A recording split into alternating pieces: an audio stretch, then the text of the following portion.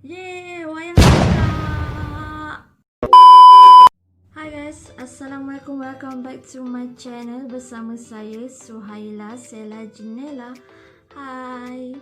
So for those yang belum subscribe, tolong subscribe channel ni and comment, like and share video-video yang dah korang tengok and then video-video yang terbaru.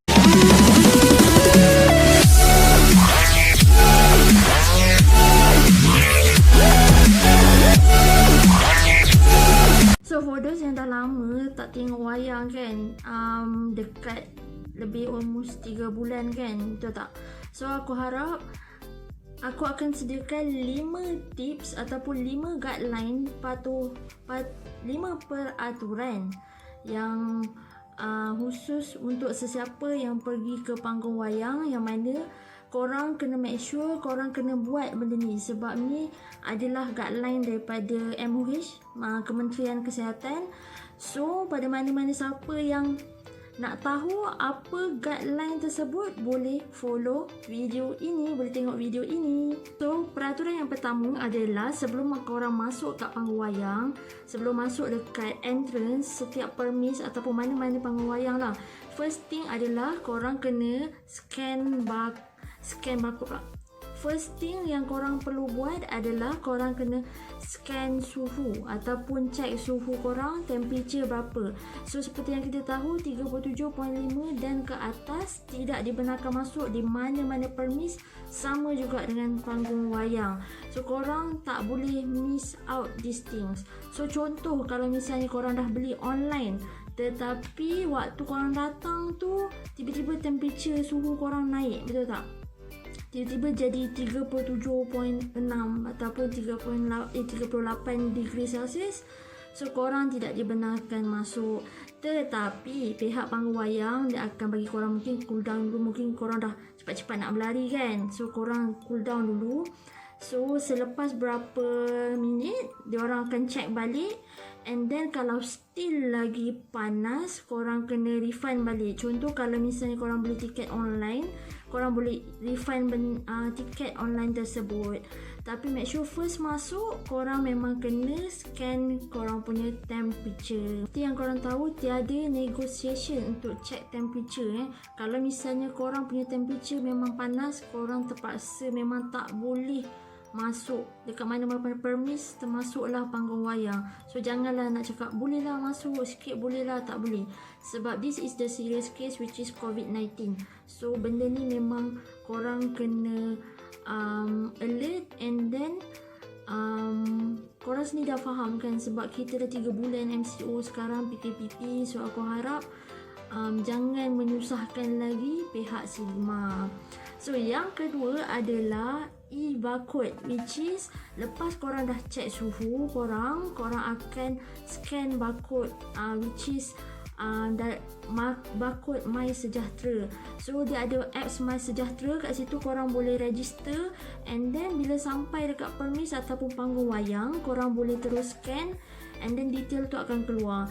Tapi kalau misalnya apps My Sejahtera korang tu problem, ataupun korang tak ada barcode scanner, korang boleh tulis manual kat situ, and then tulis nama. Tapi make sure nama yang korang letak dan nombor telefon yang korang letak mestilah sama dengan IC lah, jangan pula tipu kan.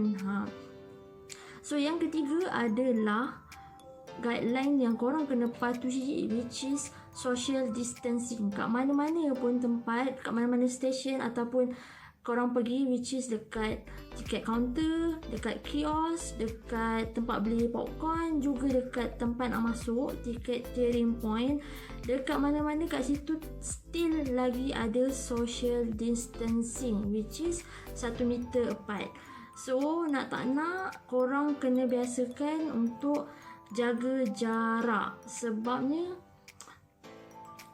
seperti mana yang korang dah pergi kat tempat kan, mesti ada jaga jarak. Tapi make sure kalau misalnya sebagai contoh lah, korang datang beramai-ramai, so aku suggest korang untuk beli secara online, kan lagi senang.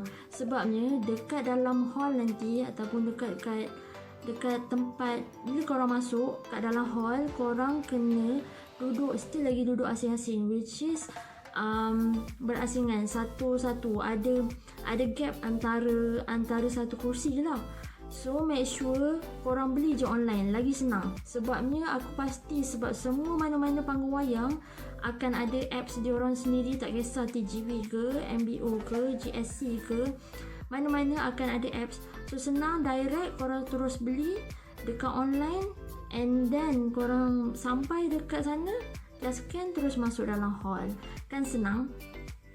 So lagi satu, untuk make sure, kalau contohnya lah social distancing ni sebenarnya boleh je korang praktiskan, tapi mostly banyak tak boleh praktis. And then korang supposedly pihak yang datang ataupun customer yang datang, dia dah tahu dah kita memang kena ada satu jarak sosial, penjarakan sosial, which is 1 meter.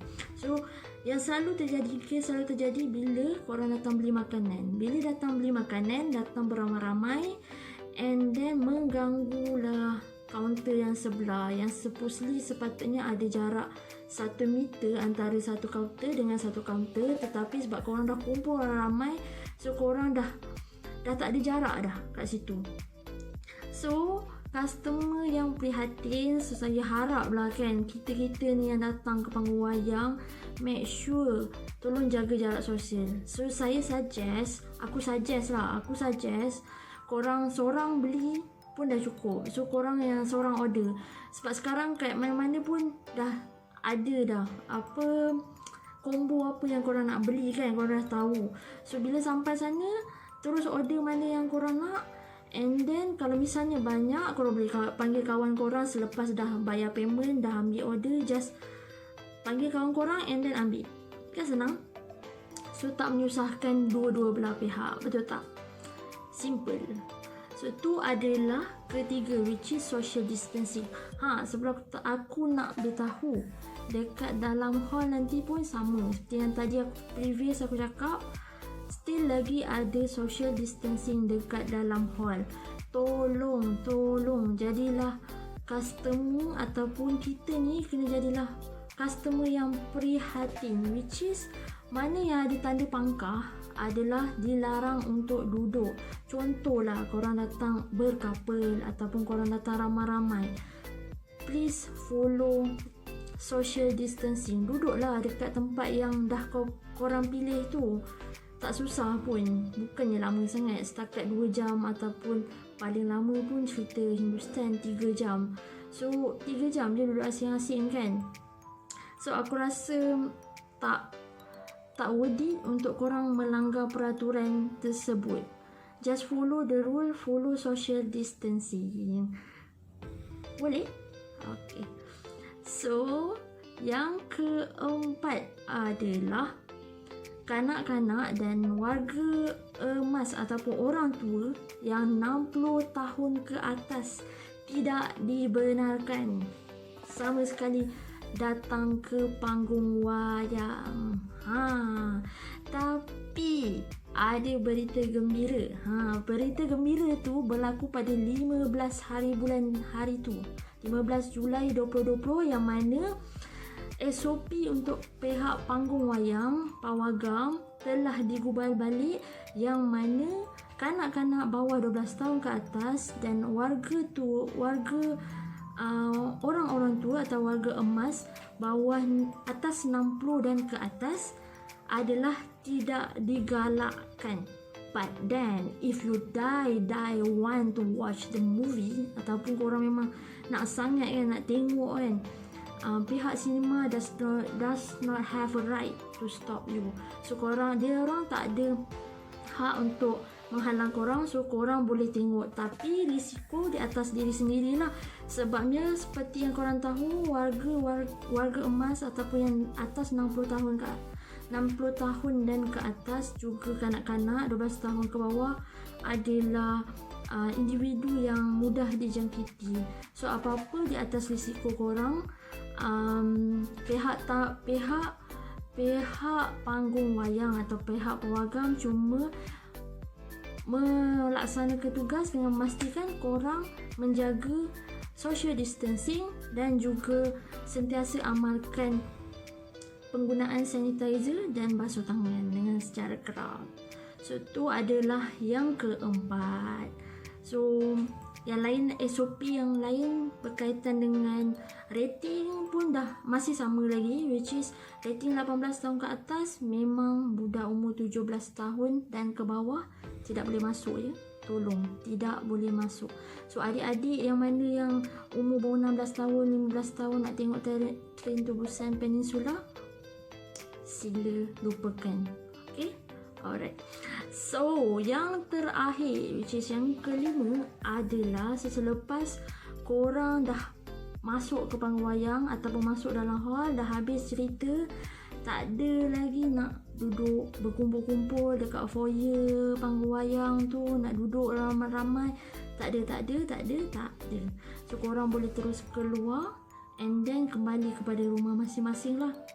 Contoh pada dulu, ada yang masih duduk lepak-lepak dekat depan kan. So sekarang ni adalah tidak diamalkan.